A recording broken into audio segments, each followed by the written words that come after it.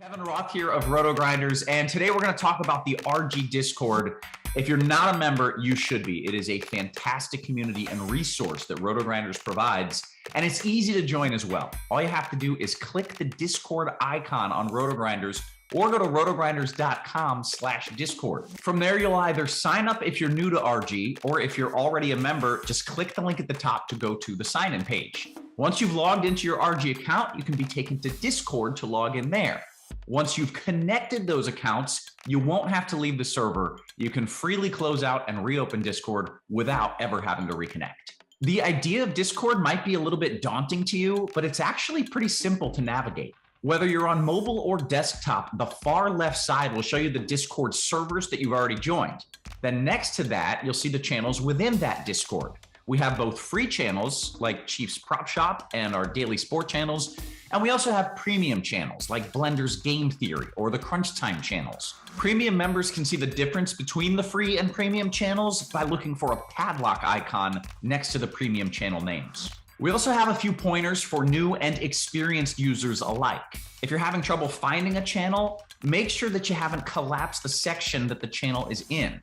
Collapsing a channel will only allow it to appear when there are unread messages in that channel. Also, we find that using the actual Discord program works better than opening it in a browser like Safari or Chrome. Lastly, if you're having trouble with one of our tools, your Rotogrinders account, or any other technical needs, you can hop in our feedback and help section of channels to get help from one of our wonderful support and moderation team members. If you have any more questions, feel free to reach out on Twitter @Rotogrinders or email support@rotogrinders.com.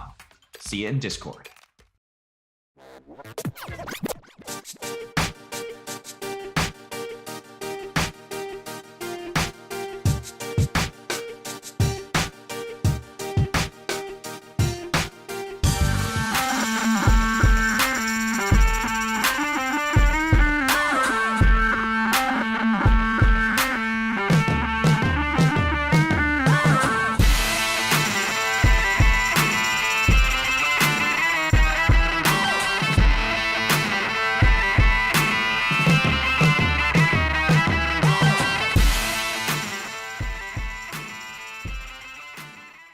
What's up, Rotogrinders? Dean here. Dean 78904. That is the daily fantasy handle around the industry. Joined today by former $1 million winner Andre, former six-figure winner. TJ, you won six figures, right? Yeah. Yeah. American six figures, like not. Yeah. Yeah. None of that Canadian money nonsense. All right, man. Hey, we got a 5-gamer going down, winding down the stretch as far as the association. Lots of body parts in, lots of body parts out. I just bought a Usain Bolt mystery container, whatever that is, on DraftKings. Guy wins $20,000 and now he's just buying whatever he wants. $25. I don't know. I can't resist. I don't know what it is, but it's probably going to be nonsense. You dabble in that at all, Andre? Is this something that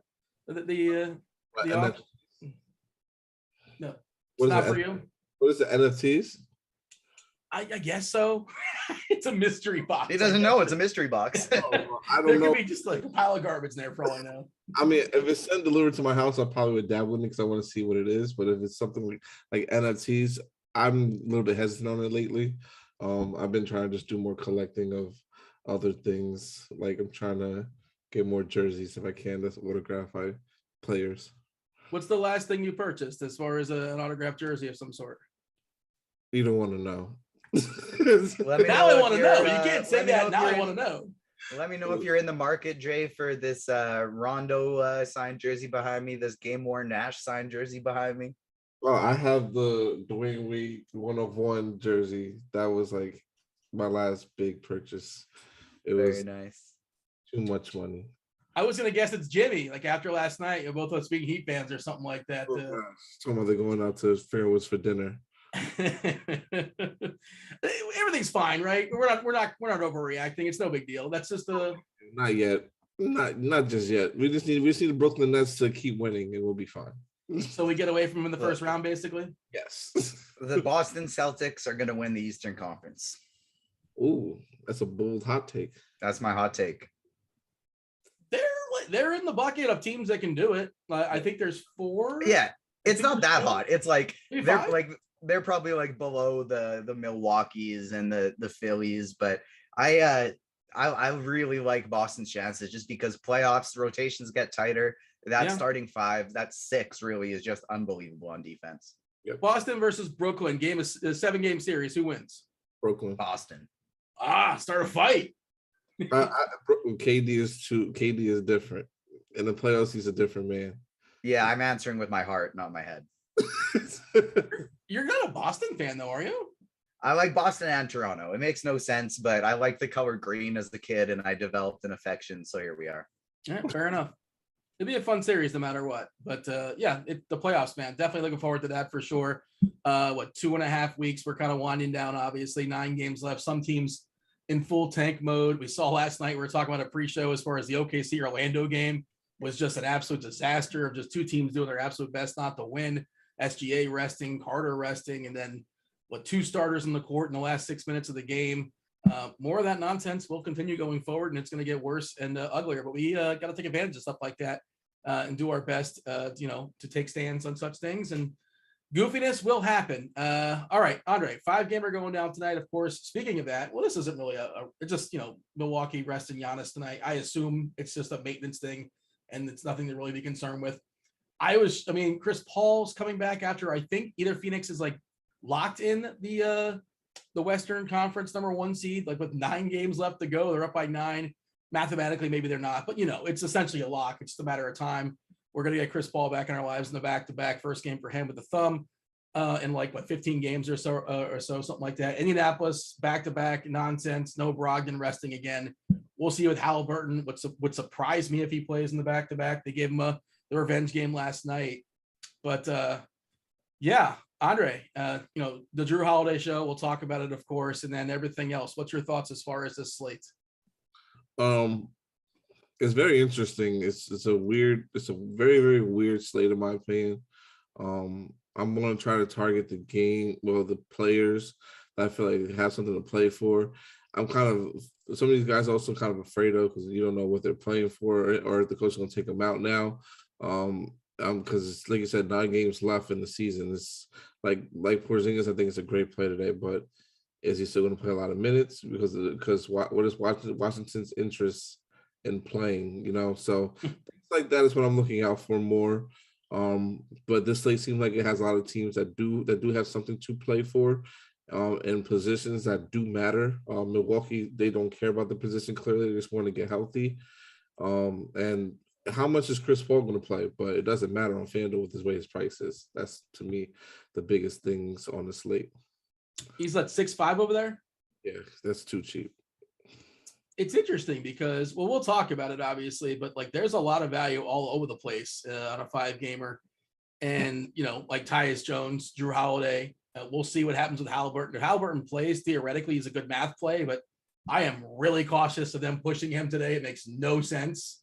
Do you agree with that, Andre? Even if he somehow goes, they're not going to play him 35, 40 minutes. I wouldn't think. Why? I wouldn't think so. I would think they would just rest him at this point, but I don't like him against the Memphis matchup. I don't like him against Memphis today. It's a tough matchup for him, regardless whether Ja's in or out. I think Ja was out even the last time they played too. So I'm probably I'm not as high on Halliburton. I am high on the birthday boy for the team though. If Halliburton does sit though. Whose birthday is it? Dwayne Washington. Oh wow. Okay. Yeah. I did not know that. 3.1K on DK. Yeah, they have, I think, 10 bodies as of right now, if I'm counting correctly. Of course, there's still some guys up in the air as far as questionable, not just Tyrese, but Jalen Smith should be available. Jackson came back from his, he had a headache or he had concussion symptoms, and he couldn't finish the game yesterday. He's already out. Duarte's got a toe, so he can't play. Brogdon, Tank. So Bataze, if he doesn't play, that really would thin the front court as well, too. Lots to monitor. There's some guys that are good fantasy players too that if they get some run, like a Jalen Smith type, could just come out of nowhere and just there's no projection that's going to say Jalen Smith's a good play today. You have to kind of manually force that. All right, TJ, not neglecting you. What are your thoughts as far as the slate today? Again, there's a lot of good stuff. I feel like you're supposed to like your lineups today. Yeah, you're definitely going to like your lineups today. And it's an interesting one because, like you said, we have so much value that I'd love to just look at this and be like, I am locking in Jokic tonight, every single lineup. But then you look at some of these FanDuel prices and you got Nikola Vucevic with no DeMar DeRozan at 6,700. And well, I guess I got to get him in some lineups too over there. So it's going to be a fun one. We're definitely going to see well over 400 winning first place tonight, I think, even on a not very big slate, but it's going to be a fun one. Shout out. So speaking of somebody winning, Blender who does the morning show, the kind of look back show, dives into a lot of the game theory stuff. Obviously, if you guys are premium members, you can check them out in the game theory channel in the Discord. Rotogrinders.com/Discord game theory channel. Of course, if you guys are watching the show and you're not, chatting with us on the old YouTube, hit that like button, do subscribe, do turn on those notifications. What up, YouTube? Yeah, if you're not chatting there, you're chatting with us in the live stream chat channel in our Discord. Again, rotogrinders.com/Discord live stream chat. Do say hello. But yeah, I think Blender took down like 40K last night on FanDuel. I don't know if somebody duped him or they're talking about dupes on the old Twitter. But yeah, he got duped, but I'm pretty sure he got like 5th place too. So like, I think he took down more than that. I think he got like tied for 1st and 5th or something like that. You guys are both saying pre-show. I think this is you guys are sort of close. You're in the conversation, Andre, as far as things broke your way. I was up there early, and then Russell Westbrook was just too expensive, and Cole Anthony was too cheap, and that was the difference because I had game stacks, so I had Joel Embiid running it back with someone from the Lakers. That's the only downfall of my lineups. Hey, 5-gamer tonight, Andre. Before we kind of break it down game by game, is that sort of like a general thought process? Like are you forcing game stacks? Is that something you're more likely to force on a 5-gamer as opposed to an 11-gamer, or it's just sort of slate dependent, or if it's a game that's jumping off the page is amazing? It like on a short like a 5-gamer, I'll run game stacks for sure. On a larger slate, I typically try to run like based on like the game and the environment and what's going on and what I think is going to happen in there. So it really just depends on what happens. TJ, you have a thought on that? Yeah, I'll be doing a bit of both. Like I typically don't force a ton. I like to at least put in like force 2-1 game stacks just so there's something, but as long as my lineup has one of those somewhere, I'm good. And I usually like to make my lineups, and as long as I got enough time in, go through them and make some odds and ends changes to correlate them better a little bit. But yeah, I've been close but no cigar lately too. It's nice to see the RG team constantly at the top of the leaderboards lately. You're taking down lots. Blender took down lots the other day. Dre's been close. The last like 5 days, I've had a couple teams sneak into the top 10, top 15, bunch of teams in the top 100, but just never quite getting there. So I'm excited to get one of these days. Hey man, the great thing about DFS, clean slate. We're all starting from the same spot tonight. Let's get it tonight. One of us will make it happen.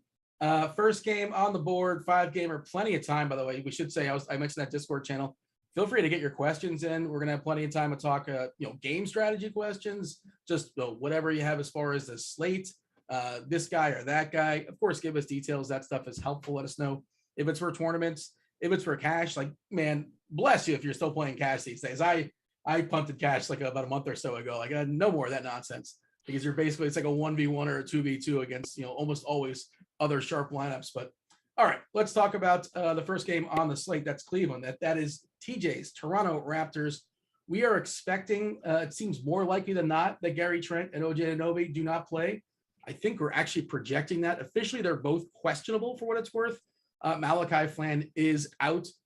This one, TJ, is the lowest total on the board by a good bit, 215. When you compare it to the other ones, distinctly different. And we're talking about Toronto being a 5-point favorite versus the Cavs. I'll let you have it. Do you agree with what we have? I think our projections actually kicked out Trent and Anunoby, because it seems, I know there was a beat that basically said they're more likely to be doubtful. Is that kind of where you're leading right now? Of course, we'll know at some point, but for the sake of the conversation right now, is that where we're at? Yeah, we'll know for sure before slate locks, but that is where I'm at as well. There's a lot of interesting players in this game for me tonight, but there's not a lot. Like, this isn't one that I'm probably going to be game stacking heavily, just because that total isn't super close. But both of these teams are fighting for positioning a little bit with each other too. So like, it should be a good, close, hard fought game. I like on the Toronto side, I like Siakam, I like Barnes, I like Van Vliet. I'm probably going to set a rule that I only want to play max 2. I wouldn't want to be ripping all 3 of them. And on the Cleveland side, Evan Mobley on FanDuel, he's still too cheap. He's a little more pricey on DK, but not by much. And Darius Garland has a little bit of sticker shock, but he's just absolutely been crushing lately. Absolutely been crushing. So while I wouldn't be going 7 players from this game or anything like that, I really don't mind doing a little 2 from Toronto and run it back with Garland, or maybe a Garland and Mobley and run it back with one of those Toronto guys. Andre, it's really rare. It's hard to do. 48 minutes is regulation, right? It's hard to put a 40-minute projection on a player because, like, goofiness can happen, obviously, but that is perfectly reasonable, right? For Garland, because if you look at his game log, he's playing 40 minutes every single night. They're pushing hard. Well, like TJ said, this matchup is huge. They both want to get out of that play-in nonsense, and they're kind of on the cusp of it. Cleveland right now, 1 game ahead of Toronto. Nick Nurse, how many more minutes he can give his players, I don't really know, but you got to assume that their minutes are going to be pretty locked in. Of course, they're all sort of priced efficiently, which makes it a little bit tricky, and this is the least appealing game on the whole. But yeah, Andre, we'll start with Garland. How much do we like Garland? Because he is expensive, but you're going to get 40 minutes out of him. To be contrarian, I love him as a play today. Just for that, like the 40 minutes, that's a lot. And they're playing for something. Like you said, they're playing for that playing spot. So I love the play, but more so I'll probably be going to a guy like Evan Mobley. I think he's someone that I think I'm going to be garnering taking more ownership and having him more than Garland, just for the simple fact of his price is a little bit cheaper, yes, but they need to, like you said, they need to win this game. And I know he had a fantastic game against them the last time, and there's still bigs out, and who's going to be able to contain them and stop them? That's what I want to know. Like, especially with the fact of, and like, I know last game against the Lakers, it's LeBron, and they're playing, and they're really trying to win. And I'm sure LeBron had a 38-point triple-double. So that to me, LeBron was giving it his all to try to win that game against Cleveland the last time out. So I could throw that game as a wash, but all the other games is like 35 minutes. And with Jaren Allen being out, the onus is on him to be the second leading scorer. I mean, to be the second highest usage player and also be that defensive stopper. So I love Evan Mobley in the spot here against the front court of Toronto. So he'd be like someone I'm going to try to take advantage of and have as much as I possibly can of him. And I love this game. I do like this as a game stack too, in a way. You can even run a little bit of a like Scotty Barnes is like one of my favorite plays on the slate, even at his price, because he does a little bit of everything. And with OG being out and Gary Trent possibly being out, that's just more upside, more usage for him, more ball handling responsibilities for him, more rebounding opportunity, and then that's just on the offensive end. But then he brings the steals and blocks as upside aspect of to the game as well. So I love this as a whole. I'm gonna be rostering, probably doing like mini game stacks, like a 3-2.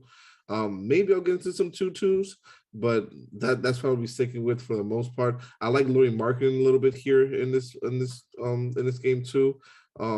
Someone I think is probably gonna go a little bit overlooked today, especially against Toronto, and he can have a big game, especially him being 7 foot.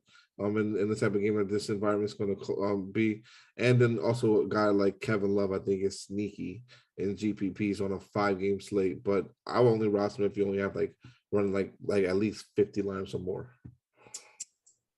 Yeah, I agree with that. I like the Kevin Love and the deep field stuff. And same thing, like I'm kind of there with Markkanen too. Like I don't think I'd be playing him if I was only going a few lineups, but I do like him for large field stuff. And I like small games of this. I like small game stacks of this game as well, just because it's going to be competitive. And it's not a game I think I want to get queued on playing a lot of the secondary guys. Yeah. Both of these teams need to win. I want to play the studs on both teams. Fred Van Vliet on FanDuel, where he's only 7,800. I like that a lot. And Scotty Barnes' DK price tag, he's my favorite on DK over there. Yeah, we should get very tight rotations in this game. I would not be surprised. That's a good expectation. Do you guys tell me if you agree or disagree here, TJ, as far as our ownership projection on FanDuel for Garland? I think that's a little high at 32%. I know it's a 5-game slate. I think 32 is a little bit high. You know, this stuff is fluid. This stuff changes. Obviously, there's more things to go down the next hour and a half, but I feel like it's gonna be a little lower than 32%. Maybe I'm wrong. Tell me I'm wrong. Yeah, I mean, for me, it depends if like Halliburton is in or not. But I mean, just based, he has shooting guard eligibility too. Like we have a tons of amazing guard plays with Garland and Holiday, Van Vliet, Halliburton, Chris Paul, Tyus Jones, and so Zach LaVine. So like obviously there is tons and tons of guard plays, but if it is 30%, that's probably gonna be about where I am. So yeah, like I would be at 30% if the field was at 10 or 15, but if it's gonna be 30%, I think I might be less than that, maybe. I'm not sure. I don't know. And like you mentioned, like Holiday is just like it's hard to get away from him. We'll talk about him soon enough, obviously. Halliburton, we'll see what happens. That domino drops. In my head, he doesn't play. Tyus Jones is an awesome punt. Andre touched on Chris Paul being pretty cheap. You said you like that DB. And you know, the shooting guard stuff, like LaVine looks like an awesome play in the absence of double D's. Bain, you know, gonna be running the show there in Memphis. If they let Buddy Hield play, like if they let him do his thing, he's way too cheap on FanDuel. There's just a lot of other guys I kind of have in front of him. Like I'm good with Garland, but what Andre, is that okay? Maybe it's just me, Andre. 30% is about right. No, I think it's gonna be less because Chris Paul. I think once that Chris Paul news came out, that changed everything. That he's 6,500. People are gonna flock to him. So and I like that for some reason because it's to take ownership off of even Fred VanVleet, who I thought was gonna be a little bit more popular because I love Fred VanVleet today as well on the opposite side. I think it's a fantastic play next to Scotty Barnes. So I think it's taking ownership off of those two guys. So that's why I like this game for mini game stack purposes, because it's going to be low owned than what we expect it to be. The Grand is a 5-game slate, so probably say like maybe like 15-20% the most I can imagine it being. But I guess we'll just have to wait and see what happens in the ownership updates. But like TJ said, also if Halliburton gets ruled out, that's going to change. That'll then add more ownership onto these guys. We are working under the assumption that Trent and Anunoby are out. I'm looking at our minutes projection, Andre, for Toronto. Like Pascal 39, he's probably playing 39 no matter what. As far as with Trent and OG, like that's not changing really. Maybe more. Barnes 38, FEV 38. We're giving Boucher 30, which I think that's kind of the bold one, right? And of course, like he definitely factors into Trent and OG. How do you feel about Boucher in tournaments? Because we've seen him have some ceiling games, and he's cheap enough. Yeah, go ahead. I would say I like him. I like him in tournaments. He's going to be sneaky too, I think, just because his price point is like in between where you could get some, like you spend a couple $100 or $1,000 more, and you could get obviously a guy like Vucevic who's too cheap for the matchup he's in. Or you can just spend down on other positions. So I'm kind of like him today, and get like a guy like Bobby Portis or Steven Adams, who's going to be popular, more so Bobby Portis.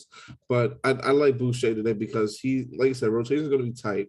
Him and Precious to me are going to have to play a lot of minutes.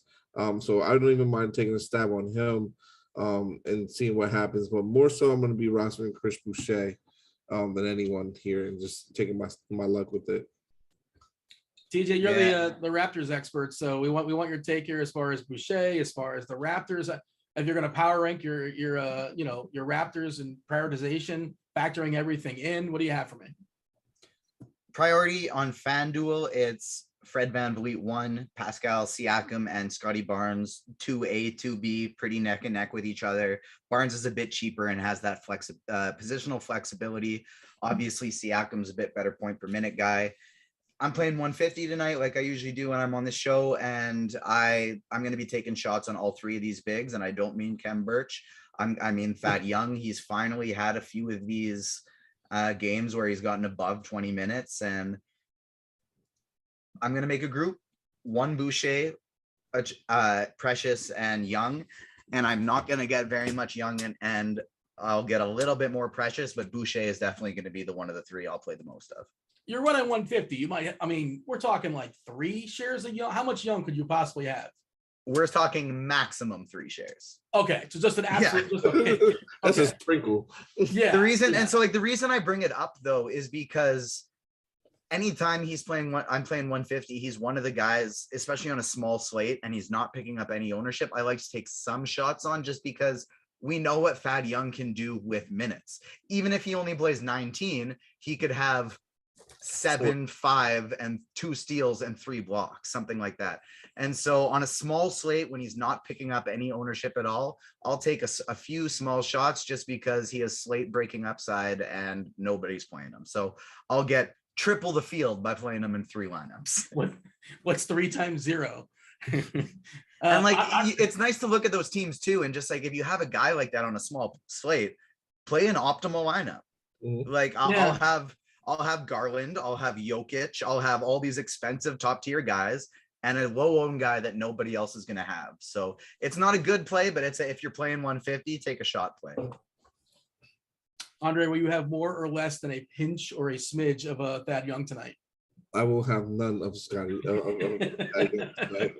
My guy that I'm taking a chance on, I think, is Kevin Love on the opposite side. So I don't know. I'll have more Kevin Love than I do Thad Young. Yeah, because I don't know how many people are going to roster Kevin Love tonight. And with his price being 5,300, I think he's still sneaking tournaments that presents the upside.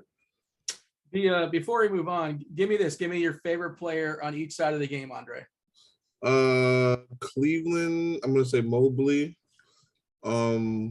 And on Toronto, it's a tie between Fred VanVleet and Scotty Barnes.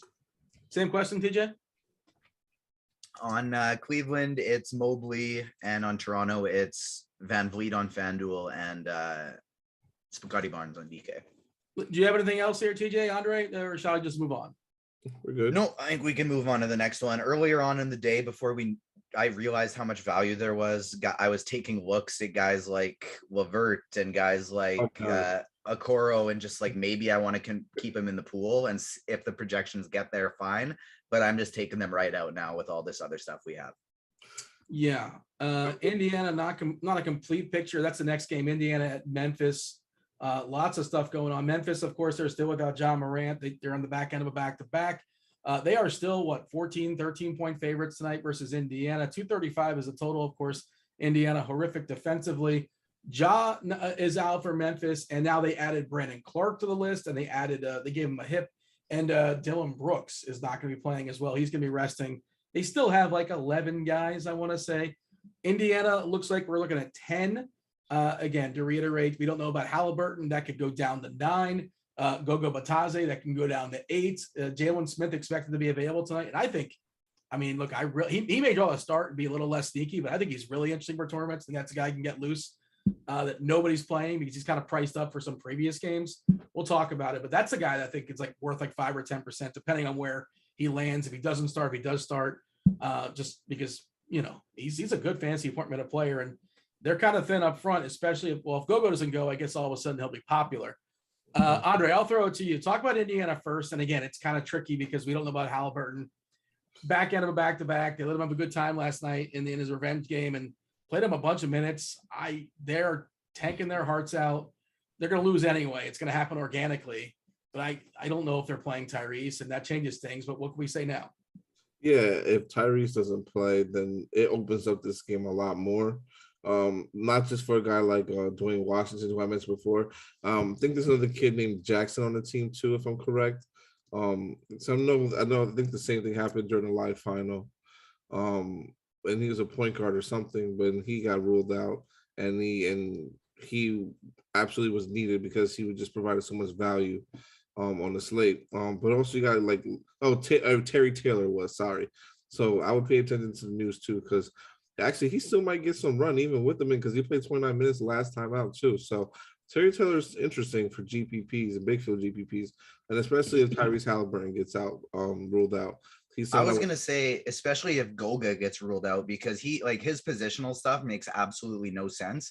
They run him at the 5. Like, he's only like 6'7", but he's like their backup 5. And so with Isaiah Jackson out, if we get Goga out too, like, it's literally just going to be him, Brissett, and Smith getting all 48 of those power forward and 5 minutes. Yep, you're absolutely right, because I remember watching that game, and that was very weird to me to see him playing the 5. But he would Against be, the Bulls, right? That was out of desperation when he was the tallest Yeah. guy in the court, if I remember correctly. Everybody was hurt. And Mook went absolutely insane. Is Yeah. that okay? That's the game we're talking about? but yeah, but so I would keep that in mind and keep that in the back of your head, just depending on what happens with the news. But other than that, the main two guys would, but if he's in, the main two guys I could consider myself rostering would be Tyrese and Buddy Hield. And just seeing what happens. I will get to a little bit of maybe a little bit of Jalen Smith. I'm not sure yet if I'm going to roster him yet, but that would be the only other guy I would probably roster, just a tiny smidget of, if anyone else from that side of the game. Smith on the season, by the way, the best fantasy point minute player on Indianapolis, 1.11 DK, 1.11 Fanduel. Of course, he typically doesn't play that amount of minutes. The guy like Brogdon does a 1.1. Bataze pretty solid as well, like really good actually, 1.06, 1.09, depending on where you're shopping. Taylor's been good also, just exactly a fantasy point per minute. Washington 0.8, 0.8, depending on where you're going as well too. Brissett not as well as far as the bigs, 0.83, but he's also a guy that tends to play a few more minutes. But there's some volatility and some unpredictability to Indiana and specifically to their front court. They just do some weird things, and they might not have a lot of options also, TJ, because again, right now I'm seeing 10. If Gogo doesn't go for whatever reason, then it might just be Jalen Smith season, and he's going to be popular, but he is kind of sort of somewhat priced up, not that he wouldn't be, I think he would still be a good math play. If we get Goga out, I'm going to be playing a lot of Brissett, a lot of Jalen Smith, and a lot of Terry Taylor.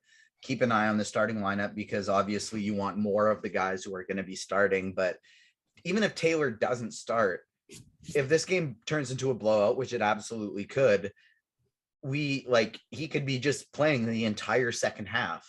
And so I'm definitely going to want a lot of exposure to those guys. If Goga and Tyrese Halliburton are both in, it's going to be kind of the same story for me tonight with Indiana as it was yesterday. I'll play a lot of Halliburton. I'll play a lot of Buddy Hield, and I'm probably going to ignore most of the rest of the guys. If those guys are out, I think you got to play a lot of Buddy. The only thing that'll hold him back is, he could shoot poorly, but he's probably going to shoot 30 times as long as he's on the court long enough to do so. So I have no problem firing up Buddy. You got to be a little careful because he had 5 stocks yesterday. So you can't look at yesterday and just be like, he's going to do that again tonight because he could shoot poorly. He could not get those stocks. And so he's not quite don't look at yesterday's box score and just expect that score locked in again. But yeah, I'm going to be all over these guys, the cheapies as well. If Halliburton is out, it's okay. We're starting to get some Toronto news here. Gary Trent officially out. OG still questionable. That doesn't help us. Really? Come on, Toronto. Seriously, what are you doing? But this is one of the reasons why I don't want to fully game stack that Toronto Cleveland game too much if we don't have all of this news before the slate locks, just because we are going to really want to play a lot of these Indiana starters if these players get ruled out. Memphis could fire us a weird starting lineup. And guys, if somebody like John Conchar or Xavier Tillman end up in the starting lineup, all of a sudden those are interesting plays. And so I don't want to be gluing my lineup too much together with that first game because there still could be a ton opening up in this 8 o'clock set of games that we don't know about yet.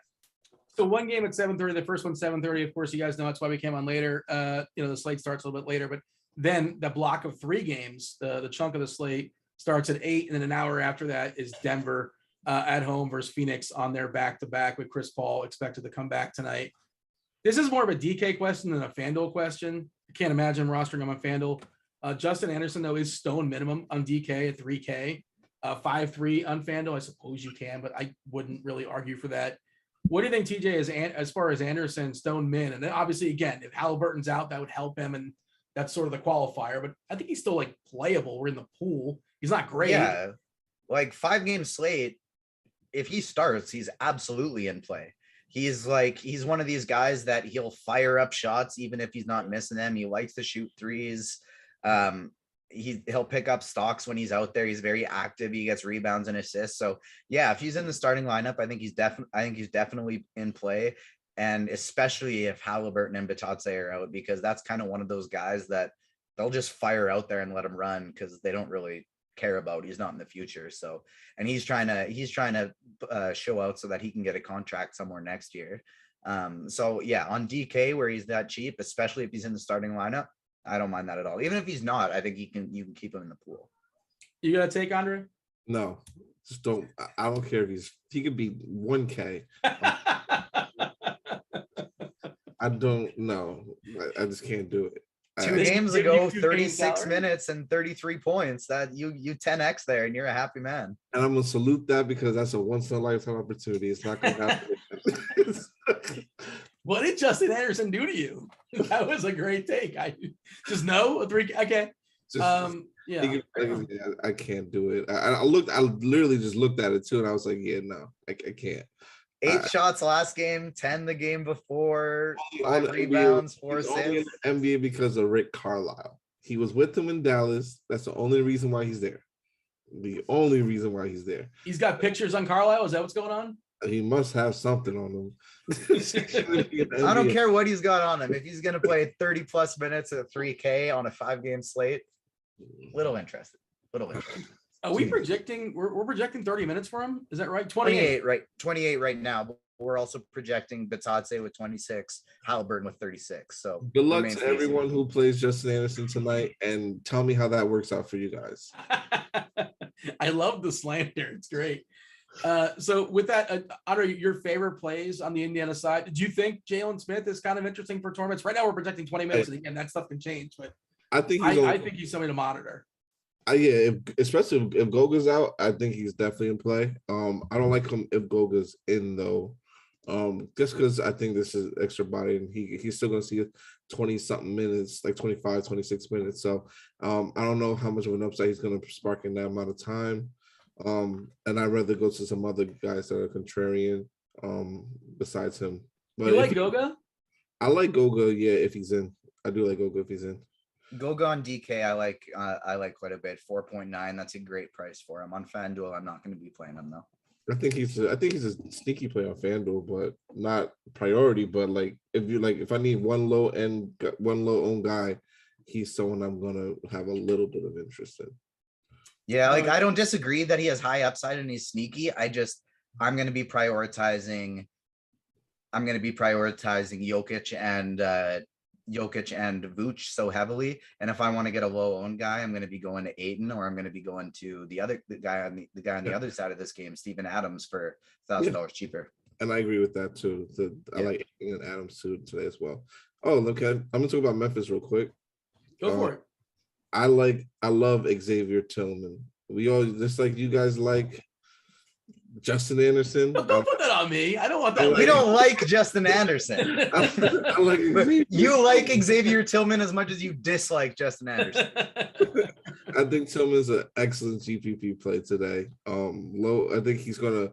I don't know if I hope he starts, but actually I kind of hope he doesn't, because he remains low owned and out of everyone's sight and out of mind. So I think he's a fantastic play today. I'm gonna probably have a good 20 to 30% of him in my lineups. I like Steven Adams. I love Jaren Jackson in this spot. As long as he doesn't foul, he is going to have a monster game. You can ship that, you can book it, you can guarantee it. He's going to have a monster game and go off as long as he's not in foul trouble. And Kyle Anderson's in a great spot too as well. All these Memphis guys look really good today. Tyus Jones, I'm a lot higher on him today than I was yesterday. And I think he is can have a monster game here as well, especially with potentially being like a G League game if Tyrese Halliburton is ruled out. Yeah, I think Tyus Jones on DK is the best value play on the slate. I love the Xavier Tillman call. I agree. I'd rather him not start just so that nobody plays him. And I don't think he will, because I think they're going to go Adams and I think they're going to go Jaren Jackson there. And he's really the guy who's going to get all of the backup 5 minutes there. They got Kyle Anderson, who they slide to the 4. But other than that, they don't have many other big guys out there. So if this game gets at all sloppy, Tillman's going to be the one to pick up all that extra garbage time. And he's a great point per minute producer, so he can smash in that time.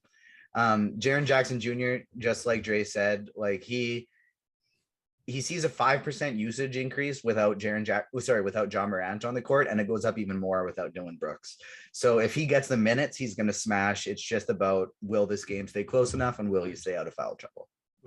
So And I feel actually like pulled that up. Oh, go ahead. No, I said I do like Desmond Bain too. I didn't want to forget about that. Yeah. All of these Memphis guys are great plays. Yeah. I ran the old court IQ. I kicked off Dylan Brooks. I kicked off Morant, kicked off Brandon Clark. Triple J, 34.4% usage in 266 minutes, 1.31 DK fantasy points, and a jump of 8.8% in usage. And we know how horrific this Indiana front line is. It can be even worse in the absence of Goga. Not that Goga's this, great defender, obviously, but he's just got a big body and some girth. Man, if Triple J plays like 30 minutes, he's going to work this team. I like him a good bit. Adams gets a bump as well, too, 4.3% as far as his usage. You guys mentioned Tillman, Andre. Let's kind of run back on that one because that's, certainly for tournaments, obviously, you're kind of hoping on some high efficiency and a blowout, basically. We're currently projecting 14 minutes. I think he can get up to 20 or so. If Triple J gets into foul trouble, maybe would you run a thing where you don't play them together? Yeah, I would probably just not have. He basically plays the four of them. I guess. Yeah. So it's not necessarily a clear swap, but I'm just thinking out loud. Yeah, I'll probably make sure him and see. I don't mind him and Jaren. I probably maybe more so him and Steven Adams not being because if Tillman if Jaren Jackson goes off and Tillman still gets in the game and Tillman gets you a double, he can be needed at 3,500. So that's why I might just want to have them both together. But what does he need to get to be valuable? Because the math stuff is great. And when you can 7X, sure, some days that's useful. I don't know if 24 fantasy points at a Tillman is useful today. You understand what I'm asking? That's fine. Yeah, I mean, it depends on who your other value plays are and how cheap they are. That's the thing. Like the value plays that I'm looking at having that we have right here, at least on Fanduel, what I'm looking at are like Barton, Dusamu, Kyle Anderson, Kisberg, Kobe White. Those are all erratic plays, and and Neto, but Neto I think might be someone you might have to play a little bit more of. Like Crowder, Caruso, these guys are they're like I said erratic. So 3,500. I think even going Slates at 7 to 10x is more than enough. So we have. Well, that's the biggest thing for me is what Dre just said is all those other value plays we're talking about. They're all guards, and so that's the biggest thing with Tillman is it's not even about 24 can absolutely do it for you. Because your lineup is going to be so much different than everybody else's just by playing a value play at power forward instead of a value play at guard. And so by doing that, your lineup's way different than everybody else. Obviously, the opportunity cost is higher on DK where he's center only. But on Fanduel where he's power forward eligible, minimum price, I agree with Dre. I love that shot. I think I personally will make a group of Adams, Jackson, and Tillman. I'm only going to play one, not because they can't smash together. Adams and Jackson could both smash, but it's just about their rebound ceilings. They probably both won't all hit. And it's not that I think they both can't do well. It's that with Vooch out there and with Jokic out there and Pascal Siakam, Kristaps Porzingis, Scotty Barnes, Evan Mobley, there's just so many other bigs that I want to be playing tonight. And so I think I'm still going to make that group just so I can have a little bit of mix and matching. Just kind of messing around here at the lineup HQ, Fanduel specific. You guys had that conversation as far as Tillman. And I was looking at the contemporaries here, TJ, as far as the other options at power forward. And we'll talk about Bobby Portis. By the way, we have 30% ownership on that. That is too low. He's going to be higher than that. I could say, you guys, I saw you nodding, TJ. It's not, There's no way it's 30%. That's going to change, right? Yeah, I'll be closer to 100 than I will 30. Yeah. So that's one spot. You could play him at center in theory, but I don't know if he's going to get much love at center necessarily. I guess you can, sure. Kyle Anderson at 4.1K, Achimura at 4.6, Triple J, then Precious, then Siakam, then Porzingis. There's a lot of guys, man.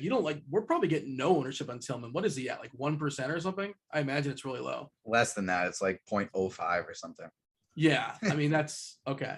So so one. Yeah. What percent? What would you put? Is this higher or lower than Thad Young as far as your shares? More, a lot more. Okay. I'll get, yeah. And I mean, on like looking at the options we have now, I honestly don't even think I'm going to get to Thad Young anymore, just because it's like we talked about earlier. Like, first place tonight is probably going to be 450. Like, it's going to be super, super high. And so you like, yes, Thad Young does have a high ceiling, but his floor is super low too. And so if both him and Tillman are picking up no ownership, I like Tillman's odds to hit his ceiling higher. I don't think we're getting the 450. You know why? Because we don't have a lot of like guys that are going to put up like 65 or 70. Yep. So we're going to have a lot of guys that are like going to hit their value, you know, but I don't know, because Jokic, of course, is playing, obviously, but yeah, I don't know. I feel like Jokic, Garland, and Holiday could combine for like 180 between the three of them. Hot take, Jokic is not having a monster game today. Okay, that's a good spoiler for or a good tease for the conversation as far as, you know, Phoenix versus Jokic. Jokic is the late night hammer as well. All right. Well, I'm curious if you're going to take a stand on that and just like put like 0 out there. That would be awesome. No. Oh, okay. You got to pump the brakes a little bit, and then I've been burned. Like I remember I was on the show when I told everyone over the that weekend that he put up 93 fantasy points. I told him not to play him. I said, don't play him. Why? It doesn't make sense. And then he went and put up 93 fantasy points and needed. So I mean, I looked like a fool. So did anybody come at you on Twitter and say, you don't know what you're talking about? No, thankfully, no. Yeah, I mean, you know, you're there to give your tournament takes, and that's that. Sometimes it works out, and sometimes it doesn't. Give me the rankings here. We talked about the Tyus Jones, by the way, on DK, 4.3K. Looks like just an awesome play. He was great yesterday. Yesterday, he was competing against a lot of great stuff. Like today, the competitions, there's good stuff out there, but it's not as stiff and it's not as deep, which is why we're getting 41% on Tyus Jones. Going to run the show. And not just that, you know, Ja's out like he was yesterday, but in addition, they're down 2 more bodies, especially Brooks being pretty important. Can you power rank, Andre, your favorite Grizzlies as of right now? Because, you know, this feels like it's a great opponent. You know, the rotation's a little bit more condensed. You know, it feels like there's some good stuff here on the Memphis side. I feel like I'm gonna have at least one guy in Memphis in every lineup. Yeah, I'm gonna say 1A Tyus Jones, 1B Jaren Jackson. Then 2 is gonna be Desmond Bane. 3 is gonna be Tillman. Then 4 and 5 is going to be probably Steven Adams, then Kyle Anderson, and then Melton. That's the last one. Same I'll deal. I'll probably have like 3 in my lineup. Yeah, like I'm going to be playing a ton of these guys. A lot will depend on the starting lineup, but the one I'm probably going to be the most underweight on, just because I hate playing him, is Kyle Anderson. But I'll take a couple shots on Tillman, a couple shots on Conchar. I'll play some Steven Adams. Tyus Jones, especially on DK, is fantastic. I'm even going to be taking a couple shots on DeAnthony Melton tonight. So, like, whole team is fantastic. I agree with the Anderson take. Like, he's a veteran. You know, they probably don't want to push him too hard. If they're blowing out Indiana, which seems very likely, he probably isn't one of the guys that's mopping stuff up, right? By the way, we're now projecting OJ in, for what it's worth. I guess something happened, or a beat puts out something, or that game time. I didn't see the actual tweet, but something changed in our projection team. I'm always reading what's going on behind the scenes. I've not seen their conversation, but that's interesting. He said he's officially a game time decision now. I'm going to pull up the Toronto beat writers as you guys talk and see if I can find anything. There seems to be a whole bunch of Toronto beat writers. Like, I don't, the entire country just follows the Raptors. I guess that's how that goes there, but yeah, there's a bunch of guys going to pop up like, I'm not even aware of this person, and they seem to know what they're talking about. All right, let's move on. Let's talk about the next game on the slate that happens to be Washington and Milwaukee. 228 is the total. Milwaukee is a 10-point favorite, and this is another obvious spot. You know, Giannis Antetokounmpo is not playing basketball. Chris Middleton's not playing basketball. Last man standing is Drew Holiday. He's going to run the show. Washington's not a defense that's going to suppress you. Not a great rim protector here necessarily. Porzingis gets his blocks, but you know what I mean. Just not a good team overall. Seems like Holiday is just going to crush him. I'm not sure about the cheapies around him. We'll talk about it, like the Nowaros or the Connaughtons, Grayson Allen. Like, somebody probably elevates there out of that group. We talk about Portis, especially on Fanduel. We saw Brook Lopez come back. He's still kind of cheap. He's kind of sort of somewhat interesting. But yeah, Andre, Holiday, how much are we playing tonight? Are you a guy that will just play lock button and that's that, or you gonna push down on that, or where are you at as far as Drew Holiday tonight? I've been getting more into the habit of playing lock button plays. I don't know if he's a lock button play for me because, granted, I can't see them losing this game, but anything is possible in the NBA these days, especially with Miami losing. Yeah, what's up with that? Twice now it's happened. I think was it Golden State and somebody before that Philadelphia. Yeah. Without the stars, yeah, we need help. But I don't know. Like this is weird to me because you would think Drew Holiday, just like I watch basketball a lot. So what worries me with Drew Holiday is how and you're gonna know from the beginning of the game, is he going to give? You're gonna know whether he's going to be looking to score, be aggressive, or he's just going to be looking to just let the game come to him and pass the ball, and just play defense and collect the stats along the way. So that's why I can't lock button him tonight. So I'm gonna probably have I'll be at the field with him, but it's just hard to get well over the field because I don't know which Drew's gonna show up. He hasn't shown to me, just even in the past, that he is gonna be aggressive all the time and be the first and be the number one scoring option. We know he can have good games and have high usage, but I don't know. It's a little tricky when it comes to him, in my opinion. So, court IQ again, Chris Middleton and Giannis off the court. Usage is off the charts, 36.7%, 1.46 Fanduel points per minute. DK, 1.52 a DK. Go ahead. While you're looking at that, can you tell me also what Grayson Allen's is? I can. Grayson Allen, 21.2% as far as his usage. DK points per minute, 0.88. If that goes, Grayson Allen gets bumped up 5.5%. Is that, you knew the answer when you're asking it, I assume? No, I just was wanting a reason to X them out of my pool, and I guess I can. That's not a good reason. Yeah. Now all of a sudden, just don't play him. I'm not playing him.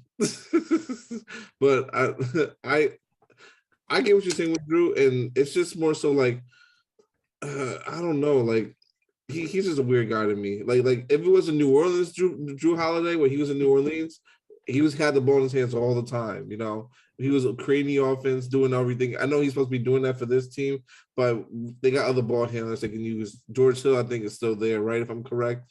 And then you have Grayson Allen there. You have Pat Connaughton. These are guys that are more than capable of bringing the ball up. So it's just a little weird because there's more ball handlers than it was when he was with New Orleans. So that's why I'm a little hesitant on saying lock button him in, but I'll definitely be at the field. If he's not aggressive, like you say, if that happens, if that scenario happens, who is? Is it the Bobby Porter show? Yeah. And that's why I think Bobby Porter's gonna have a big game. But he also does well against Washington I think almost every time he's played Washington since he's been traded from there, if I'm correct. But I think he starts.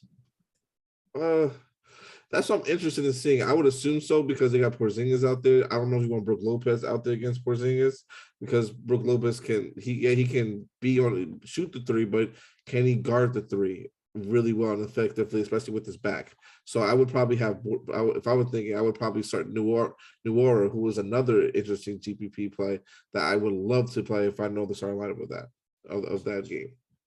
I actually think it's going to end up being both Lopez and Portis. I think so too. I think that seems like the most likely scenario. And then it wouldn't shock me if Portis came off the bench, and he's still plenty playable. Obviously, he's going to get his, especially on FanDuel. DK a little bit more of a conversation, but the FanDuel price, TJ, man, that's 5K on FanDuel. It's hard to get away from. Yeah, it's unbelievable, and Portis, Holiday, and Zach LaVine tonight are all going to be guys that are going to be in over half my lineups. Yeah, I think so. Two from this game, one from another. That's they're going to be in well over half. And Portis, I think, will probably be the one that I'm looking to get the most over the field on of the three. And maybe if you're putting rules in, maybe it's not. I'm just throwing it out here, spitballing. Grayson Allen, Connaughton, Nuora, maybe cap that at 1. Does that sound like a reasonable rule? Yep, I'm actually I don't have Connaughton in my pool. I'm not going to be playing him. But I have a Nwora and Allen one. Then I also have a Nwora and Portis one. However, I would take out the Nwora and Portis one if they were both in the starting lineup. Andre, what are your thoughts as far as you have any rules as far as the Minnesota guys? Hold on, let me look at Milwaukee. Milwaukee. Sorry, Milwaukee. Right now, all I have is 2 guys in there because I'm winning the Nwora news. But I play them all together because it'll be Portis, Drew Holiday, or Nwora. Those are the only guys I'm interested in playing for Milwaukee. Oh, wait, do want to mention we're talking about putting rules in. You guys, like, what are we talking about? Some people out there hand building. I hand build too, but I do make rules and just kind of see like how lineups look and that kind of stuff. And I like to mess around with our lineup HQ tool. We're celebrating F1 becoming a DFS sport, and by doing that, we're offering $20 discount off your very first month of Combo RG Premium, which includes, again, the F1 racing projections, lineup HQ optimizer, breakdown article, projected ownership. Of course, we have all the content for the NBA, every other sport, baseball around the corner. If you get that first month, baseball. If you heard that horn like 20 minutes ago, that was me in the 24th round of my best ball contest on Fantrax. I just drafted Brandon Crawford. I'm excited for the baseball season. Let's go. Is there any player less sexy than drafting Brandon Crawford? 37-year-old shorts. Yeah, so you guys didn't have at it, obviously MMA and golf, and you get the optimizer and the projections and the articles and the video, all the free stuff. All that stuff is packaged together. And yeah, go ahead and check out RG Premium. $20 off your first month. And you can put rules in the lineup build, obviously, kind of what I was referencing there. The old callback to the beginning of the plug there is that, you could say, hey, I only want to play one of these 3 people. And I'm not that sharp when it comes to technology, and I figured out how to do it. Of course, we have tutorials as well, if that kind of stuff is over your head. Yeah, Andre, what are your thoughts as far as the other side of this game? Milwaukee is playing an opponent. They're playing Washington. There is no Kyle Kuzma. We saw Porzingis finally get up there as far as minutes last time. He crushed, got a lot of stocks for what it's worth. He seems like the most appealing option. Hachimura still look good. He's getting a little bit more minutes, obviously, as well. How do you feel about as far as the Wizards? Sorry. I definitely like Christoph Porzingis tonight. I hope he's lower owned than what we have him projected at. I think he's just but without Giannis there, I think he's in a fantastic spot to take advantage of this team and have a big score. His price has finally caught up to it. So I think he's priced appropriately, but I still love him in this spot here. I do also like Raul Neto a good amount. I think he's very, very interesting for GPPs at low ownership at 4.4K. With him playing around 25 minutes, maybe you might hopefully see a little bit more, but he has the upside here. Only person you have to really worry about is Drew Holiday, which I don't even know if Drew Holiday is going to really be on him a lot. So you can see Neto get a lot of peripherals, like some steals, blocks, assists, but and also scored the ball a little bit too. A couple maybe rebounds too. I do also like Corey Chrisberg a little for 3-point shooting and spread the court out a little bit more. I think that'll happen. I think Milwaukee, if I'm correct, Milwaukee ranks in the bottom half of the league as far as giving up threes. If I'm correct, I might be wrong. It's like bottom 5. Yeah, they yield some threes. So a guy like Corey Chrisberg is something I have a lot of interest in, and also Caldwell Pope as well. I think those are 2 guys that could go off, and obviously Christoph Porzingis, we already know what he does, and he loves to shoot threes. So all those guys are guys I'm mainly interested in for sure. I like a little bit of Rui, but I don't know if I'm going to play him or not because he's another iffy guy for me. And I just don't know what you're going to give him. I know he's a great tournament play, but the minutes I know have been a little bit there. And in between 20 and 25 or 30 minutes in the last game against Houston. But I just want to see more out of him for his price. And I don't know if I'm going to get the upside I'm looking for, but he's an okay GPP play. Milwaukee gives up the most 3-point attempts in the league and the most made 3-pointers in the league. That's how you get the Milwaukee. You bomb away. Whoever, this is a tough question. And I feel, obviously this isn't a vacuum and there's lineup construction conversation and all that. But there's similar price, similar projection. Pascal Siakam or Christoph Porzingis? Who's got a take on that? I'm gonna say I'd rather Porzingis. Yeah, I say Porzingis too because I'm gonna play Fred VanVleet. Yeah, that's exactly it. Just like Porzingis is the guy on Washington, whereas it could be any of Barnes, Siakam, and Van Vliet going off. So I think Porzingis is definitely the one. And Wizards to me look a lot better on DK than they do on Fanduel for a couple reasons. The prices aren't that much different, but you get the 3-point bonus over there. So guys like Kispert get a little bit more for that. Guys like Caldwell Pope get a little bit more than that. And then Raul Neto is only 3.8K over there. So I like these Wizards more on DK than I do Fanduel. I probably don't think I'm going to get to a lot of them tonight other than Porzingis. And I do think Hachimura is going over owned. I think we're looking at getting him like he's going to end up being like 15 to 20, maybe even above that percent owned. And I don't see that happening.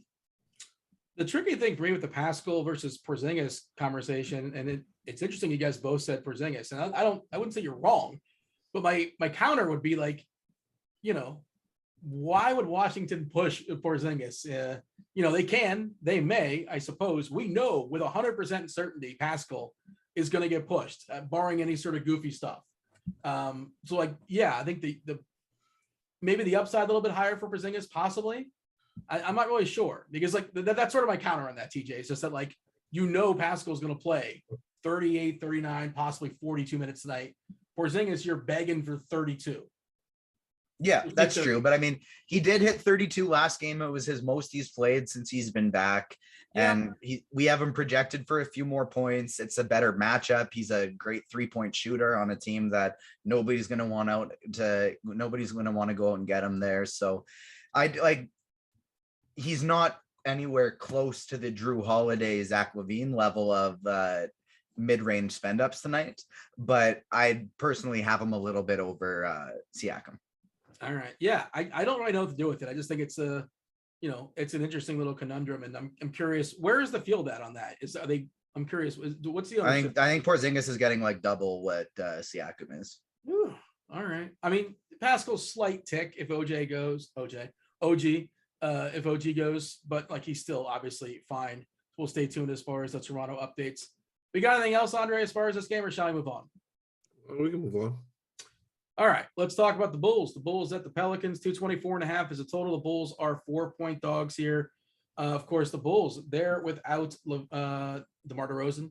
So that's going to bump up Zach LaVine. New Orleans playing through the string. Not official, I don't think, on Ingram, but we're assuming he's not going to go. I think he's officially doubtful for what it's worth. Larry Nance expected to be available tonight. He is probable for what it's worth. And you kind of referenced it a couple of times, TJ, as far as LaVine, and he's just priced a little bit too cheap. A good matchup, and the absence of the DeRozan, you'd have to assume he's going to step it up. And the knee thing, either he goes or he doesn't. And if he goes, the knee seems to not be a problem. Yeah, exactly. And one of these sides to me is a lot more interesting than the other side of this game, because we got the New Orleans side. While I'm still very interested in CJ McCollum, don't get me wrong, they got 14 potential available bodies tonight. It's nuts. And so I'm not going to be looking at any of them other than maybe a sprinkle of JV and quite a bit of CJ McCollum. But on the Bulls side, it's a different story. I'm going to want to wait and see the starting lineup a little bit. On DK, you got guys like Javonte Green and Patrick Williams, who you could take shots on for as cheapy values if you need it, because we're currently projecting them both to start at 3.3K and 3.4. But Zach LaVine is the creme de la creme tonight. He's up there with Portis for my favorite play on the entire slate. I think he's going way too under-owned on both sites. And I'm going to be way over the field on that tonight. And then the other guys I'm going to take some shots on. I think I'm probably I'm going to make another group here. Maybe not a group where I can only play one of these guys, and these guys being Caruso, Dosunmu, and Kobe White. I think all of them are great GPP darts, especially Kobe White on FanDuel's 3.8K. I think that's a nice price tag there. He can get hot. But I'm either going to make a group, I'll only play one of those three, or I'll make a group, I will only play max 2 of LaVine with those 3. Honor, your thoughts as far as the Bulls? What do you want to add on that? Or I'm assuming you like LaVine as well? Yep, I'm going to have at least 50% of LaVine in all my lineups. I like Nikola Vucevic. His price is too cheap. And I do love Caruso tonight. I think he's an excellent play. Especially that he's in the starting lineup. He's going to get the minutes. In this matchup, New Orleans turns the ball over just a lot. And this game this game could go over, depending on how the pace goes at first. So I like that. I like that a lot, and I do like a little bit of Dosamu today. 4.1K with no DeRozan. We already know he plays at around 27, 28 minutes and that was even with and that was with DeMar even in the lineup. So, and Caruso back. So I think he's someone that's an interesting GBP play that no one's going to be on. If I play him, I would not play him though with like Zach LaVine. So like me, I would play him like in lineups I don't have Zach in there. If you just want to get a pieces game, but like gearing towards rostering other pieces, or even with or if you want to run it back with Vooch. And the one thing I want to say about Caruso too, just from a game theory standpoint, he is bar none by far their best guard defender. They've shown that they're willing to push him up a little bit above 30 minutes now. If this game stays close and it's a 4-point spread, a 3.5-point spread, it's conceivable that they might just put him out there minute for minute with CJ McCollum tonight. Yeah, I could see that as well. I do want to mention, by the way, a small sample and whatever, he's still kind of coming back, but Patrick Williams has been terrible this year, fantasy wise. Yeah, I brought him up because he projects like a little bit okay on DK, but I'm not going to be playing. 11.9% usage. That's awful. I know he's more of a kind of a defensive guy, obviously, but 0.55 fantasy points per minute. It's like his fourth game back. Say it again. I think his fourth game back. Yeah. I think we're projecting 24 minutes, which I don't think he's played beyond like 18 or so. Is that right? Yeah, I think he's still on a sub 25-minute limit, as far as I know. Yeah. I guess he played earlier in the year. Yeah, he played in the mid-20s or something like that. But it's just interesting to see how bad he's been, fantasy-wise, which is, I guess, that's kind of what we care about. Talk about McCollum on the other side, TJ. You talked about Caruso guarding him, and I don't concern myself too much, with on-ball stuff and that kind of thing. And CJ's he's going to run the show no matter what. If this game stays close, it's probably because he's having a big night. Of course, we just saw officially Ingram ruled out. If you were wondering about that, we kind of knew that was going to go down. What do you think of McCollum? Would you play him like only with like LaVine lineups or something like that, or any sort of rule there? How do you feel about CJ and the rest of the Pels? Yeah, so I don't think I'm going to have to make a LaVine rule, just because in most of the lineups I don't have LaVine. I'm probably going to be having some combination of Vooch and Alex Caruso and Kobe White. So I'm not going to worry too much about that. He obviously looks way better on Fanduel than he does on DraftKings at only 8,000 on Fanduel. I think he's one of the first people you put in your cash game plays. I think you go Drew Holiday, CJ McCollum, and Zach LaVine, and then you figure out the rest of your lineup after that. To me, that makes the most sense for Fanduel cash. On DK, I don't love him. He's like, it's not a bad price by any means, but 20%, he's over 9K. I don't think that's a fantastic value there. I think I'd probably rather go up to Darius Garland. But having said that, I still think he's a very solid tournament option there. Man, to speak to the difference by 20% projection as far as ownership for McCollum on DK, because he's 9-1. Fanduel, we're looking at 40% projection, which that's a big number, obviously. Not much else beyond that, like Valanciunas 11%, which is not a huge number on a 5-gamer. Devontae Graham at 1%, Hayes at 6%. We talked about Nance coming back, and we don't know how many minutes he's going to play. I haven't seen anything on that. We're projecting 14, stealing a couple minutes here and there. Andre, what do you have as far as the Pels? It's hard to get excited about much besides McCollum, and of course you can work in Joe Val, but otherwise, I don't think I'm getting much. Yeah, that's all I'm honestly getting is McCollum and Joe Val. I'll be playing both of them. I don't mind playing a lot of them. Especially because Joe Val will be different from everyone else. I think we're gonna get a lot of McCollum, but Joe Val, he has been like I don't know what's gotten into him lately. He's just been on like a tear since Houston.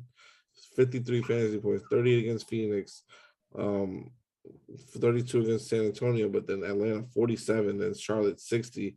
Like the minutes are there. He's playing against Chicago. And Vucevic doesn't really scare me that much as far as defensively up front. So, maybe Nance might hurt him a little bit, but I still like I like Valanciunas a lot today in tournaments. I think he's very, very, very sneaky. We got anything else, TJ, or shall we move on to the hammer of Phoenix versus Denver? John Morant out at least 2 weeks, which isn't super relevant for right now, but that's pretty interesting news for just NBA stuff. Last thing I want to touch on for this game is I don't really love JV tonight. And the reason for that is I like him in matchups where it's not so much about the quality of the other player. I would way rather play him against Rudy Gobert than a ton of other centers who aren't very good. And the reason for that is he gets his minutes when he plays against a center who stays underneath the rim because he's a very solid post defender. He's a terrible pick and roll defender. He can't move his feet like that. And so when there's guys that get out and stay around the 3-point line and do lots of pop and shoot lots of jumpers like Nikola Vucevic does, there's sometimes that he really has trouble staying on the court. And that's more of just a game theory, anecdotal, what I've watched from him from being a Raptor fan than continuing to watch him now. I don't have the stats to back that up. So if you disagree with that take, I'm by no means going to tell you you're wrong because he definitely has a high ceiling, but personally, I'm not going to be going there tonight. So go to the standings, by the way. You talk about the Ja thing. Phoenix, like for sure, the one, not even a conversation. Memphis right now, the 2 spot. They are 2 games up on Golden State, and Golden State's kind of sputtering a little bit too. Well, the absence of Curry. So I don't know if they can catch them, but that isn't. And then there's Utah, who's like 5 games back. Can Golden State catch Memphis? I haven't really dug into that. Oh, Memphis. Oh, they catch Memphis. Oh, they catch Phoenix, man. They can catch feet. I don't know if they want the 2 seed though, do they? Because the 2 seed will have to play the winner of the Lakers. They might come close. Might be comfortable with the 3 seed. Well, yeah, 7-8's going to be Minnesota and the Lakers, Minnesota and the Clippers, some combination of that. You know. Yeah, I want the 3 seed. You play against Denver. You'd rather play Denver? You'd rather play Denver than Minnesota or the Clippers or Lakers. Golden State can handle Denver, I think, easily. Even with what's it called coming back. I think they could handle the Lakers a hell of a lot easier than they can handle Jokic. I don't know because it's to me you have to worry just about Jokic because Jamal Murray is not going to be 100%. We know that he's not complete. He's going to be on minutes limit, and Porter his back is always an issue. So I mean, Jamal Murray is playing G League games right now. I think the way they're doing it is for playoffs. It's like the goal is for them to be able to throw him in for playoffs without a limit. Whew. I thought the reports I saw were both pessimistic that both guys even are going to come back as far as Porter. They're coming back. Yeah, the report on Murray was like, well, so there was a report on Murray was that he's playing with the G League team now. Yep. And Malone was basically like, no, that doesn't mean he's coming back right away. We're still not going to be seeing him anytime soon in the regular season. Well, so Paul George is coming back, right? Maybe. Well, he's practicing now, I guess. Yeah. But yeah. Well, there was a time where they would limit him to like 17-foot jump shots, which is amazing. Like 18 feet, 17, good to go. Fire away. 17, you're good. 18, don't you dare. Speaking of that, the Clippers said that they're putting a cap on Nick Batum at 19 minutes, which is I just thought hilarious. Like that's the number they came up with. The Clippers, they're gonna be a lot of fun the last couple weeks this season. Let's talk about that. Go ahead, Andre. So they are scary. They can win it all this year. Like if y'all interested in betting and y'all want to bet a substantial amount of money on the Clippers to win it all, and y'all don't care if they lose or not, do it because Kawhi might come back because it was only a partial tear, and Paul George is practicing. That team is scary. I was going to ask, like, is Kawhi coming back and I'm not aware of this? I might have missed that. That was one they said like 100% confirmation he's not. That's what I thought. I thought I saw he was done for the year. People lie though. Yeah, they lie. Yes. Coaches lie. What? But yeah, I mean, they're the best team in LA. Oh, and Anthony Davis, is he coming back? We'll see. Maybe he's got. I think he comes back, but that's why if I'm the Golden State, I don't want to play them because AD and LeBron, the playoffs is different because you can just load up on the minutes there. Oh man, well, I mean, you can play around 48. I guess you can. I feel like they've done that. It's happened. All right, Phoenix, Denver, 232.5. Playoffs are gonna be fun. I like talking about it. I can't wait. 232.5 is the total in that game. It is high and it's tight. Phoenix is just a 1-point dog here. That's kind of shuffled around throughout the day. They were 3-point dogs. Now I guess it's closed a little with the ROA. Chris Paul back. Cam Johnson still out. They are in the back half of a back-to-back, tough place to play in Denver historically. Denver, just standard where they've always been. Everybody's good to go. That we expect to be good to go. Let's start with this, Andre. You kind of talked you poo-pooed. Well, I mean, I don't want to say you don't like Jokic, but you said something earlier in the show, like you weren't going to have less in the field. That's what it sounded like to me, at least. Yes, I'll definitely have less in the field than Nikola Jokic tonight. 11.8 is an expensive price, but Chris Paul's coming back, and it's not even because of Ayton. As an individual defender, he might not be the best defender out there, but he's mobile enough where he can keep in front of Jokic and strong enough where he can guard Jokic. And also, I think the team is more so about a team defense concept, and I think that they can limit Jokic to where he have about like 40 to 45 fantasy points. I mean, 40 to maybe 50 fantasy points. And I don't know at that price if that's going to be that might be you'd be overpaying at that point for him. So and if he and I think he's going to probably get around like 50, maybe 55 the most. And I understand, if he gets that, what about everyone else? But there's other guys out there. Vucevic has the upside to get 55, get 50 in that same spot as well. Mobley, we got Siakam, Jaren Jackson, Portis. There's other guys that are out there that get 40 to 45, they get close around his range that don't worry me enough where I think Jokic is necessarily needed even on the slate tonight. You tell me he's getting 55, no more, no less. I don't think I play him. If that's the case, I don't know how. I mean, I don't know if that kills you, but I don't know how usable that is when it comes to the overall lineup and that kind of stuff. TJ, do you have a counterpoint as far as Jokic? Yeah, my counterpoint with Jokic is I just don't have anybody else projected within 10 points of him tonight. Yeah. And so like he's way more expensive than everybody else, but we have the value, we have the salary. Like you can plug in Drew Holiday, Nikola Jokic, Tyus Jones, Zach LaVine, and you still got like 5K left for the rest of your team. It's really not tough to get him in tonight. So field, we're looking at probably like 30% ish on him tonight. I'm definitely going to be overweight on that. I'll probably be closer to, looking at it now, I'm going to say most likely 80% of my lineups will be Vucevic or Jokic. You got a second favorite nugget? Second favorite nugget will be. You got to force it out there, or is it actually something? Will Barton at 4,200. This guy's price just keeps going down. He doesn't do anything, but his price just keeps going down. 4,200 on FanDuel. Yeah. I think Barton, Morris, and Aaron Gordon all below 5K. They're all more than reasonable to take shots on in tournament. None of them are seeing above 20% in ownership. They're all in the teens or in single digits. I think there could be a crazier shot than taking a shot on Bones Highland, but there's just so many great guards today. I can't see myself getting there. But guys like Aaron Gordon and Will Barton, who you can play at forward slots, I like them quite a bit. Yeah. By the way, as far as the Phoenix side, not a ton of ownership at all on DK. Paul coming back kind of mucked stuff up. As far as we know, they're not resting anybody on the back-to-back, and I think they've locked up the one, or if they haven't, whatever, it's coming. So that kind of makes it, squeezes some guys, of course.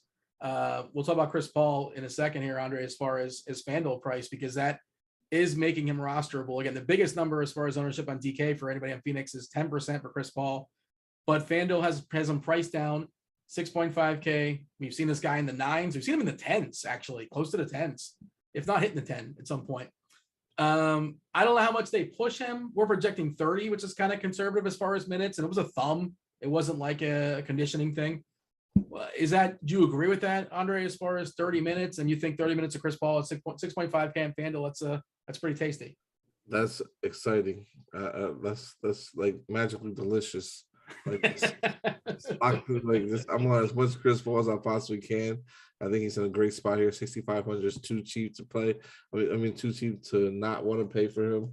I'm gonna have all over the field on Chris Paul today. I like him a lot.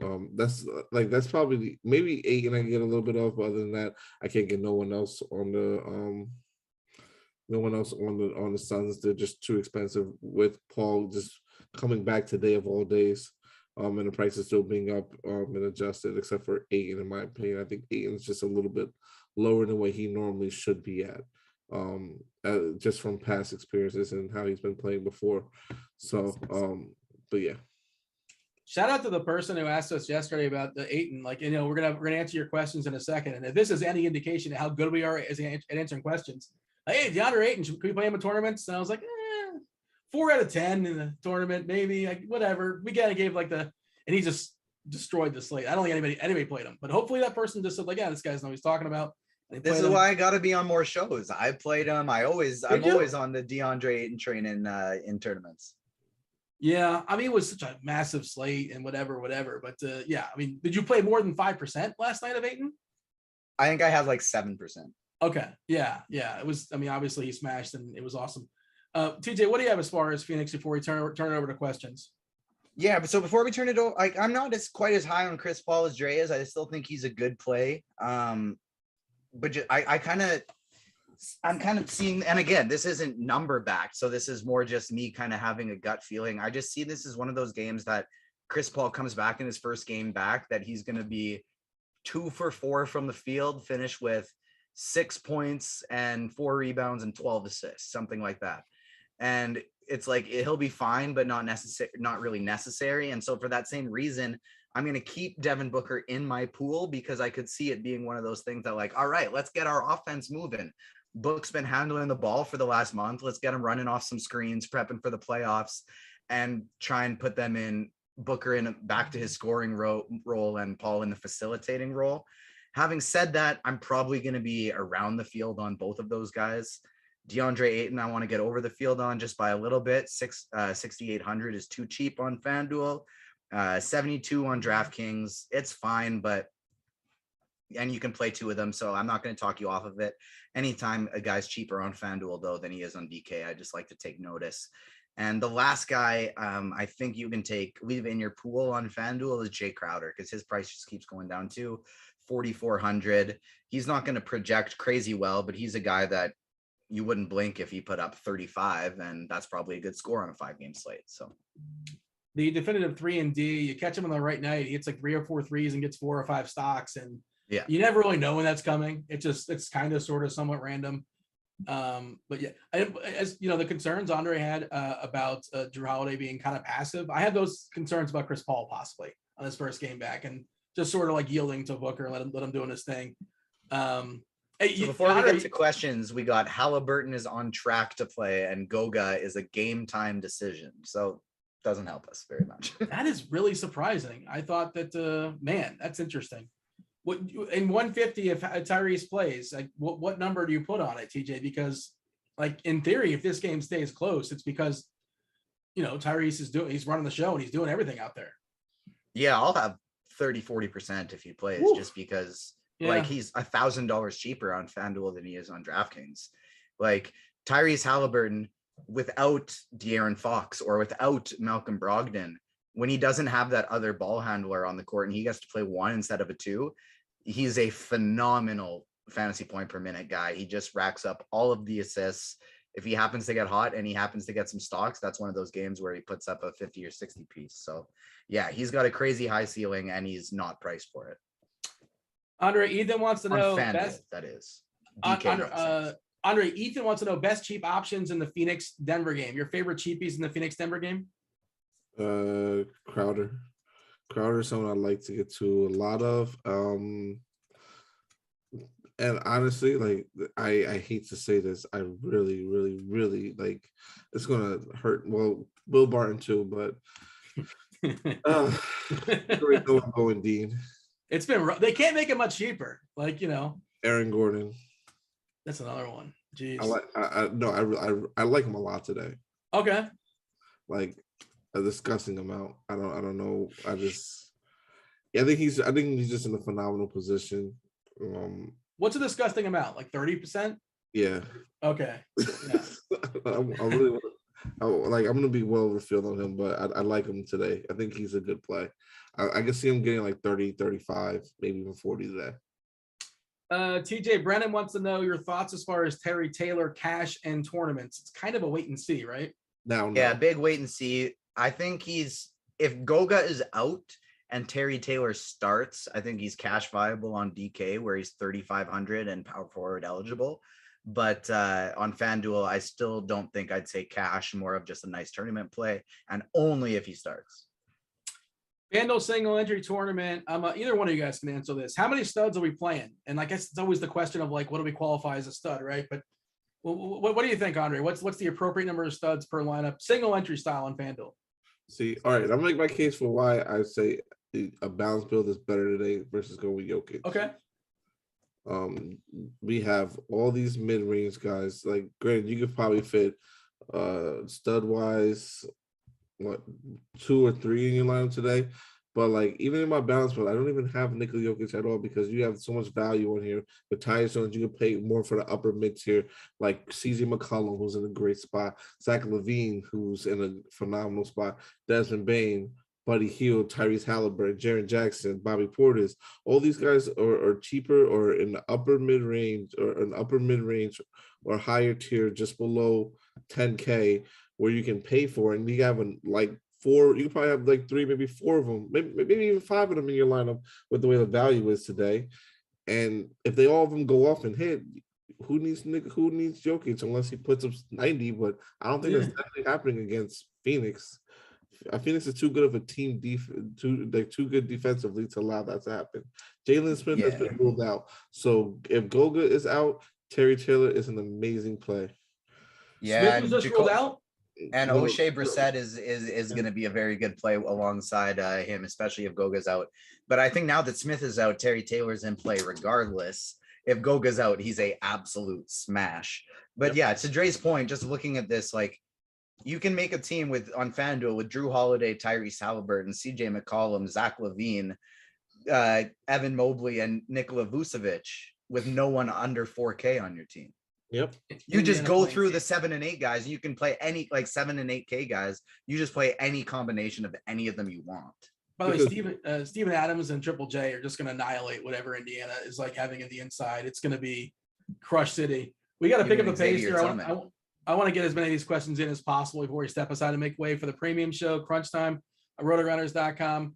All right, TJ, for you, FanDuel single entry, Scotty Barnes or Pascal, which Raptor you want?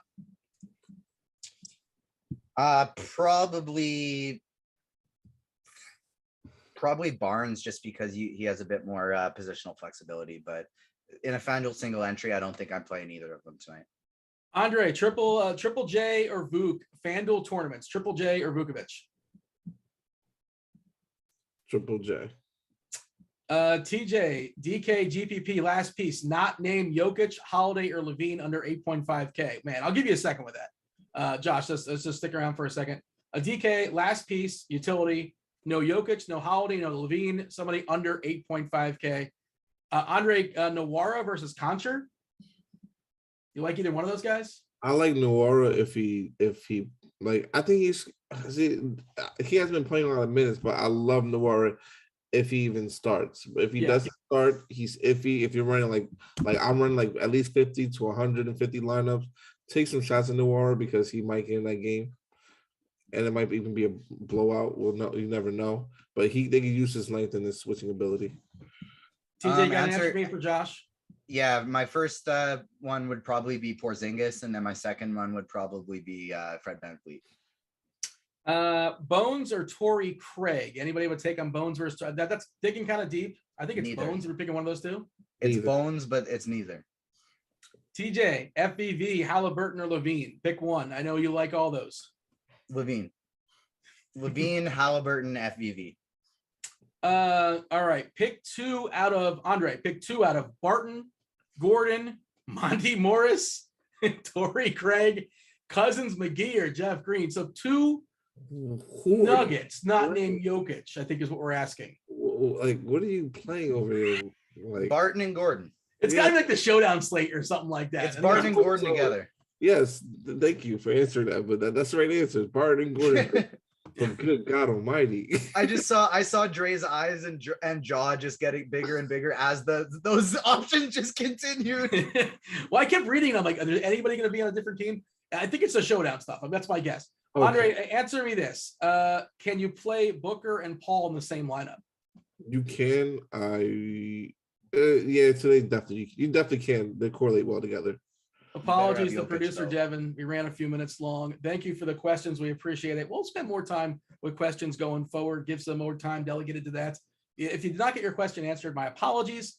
Thank you for participating. Thanks for asking them on the old YouTube. Hit that like button. Do subscribe. Do turn on notifications. Thank you for asking it in the Discord, rotogrinders.com/Discord, the live stream chat channel. We're going to make way for crunch time on rotogrinders.com. That was Andre. That was TJ. That was producer Devin. That was basketball. That was Dean. We're out of here. Good luck tonight. Holler.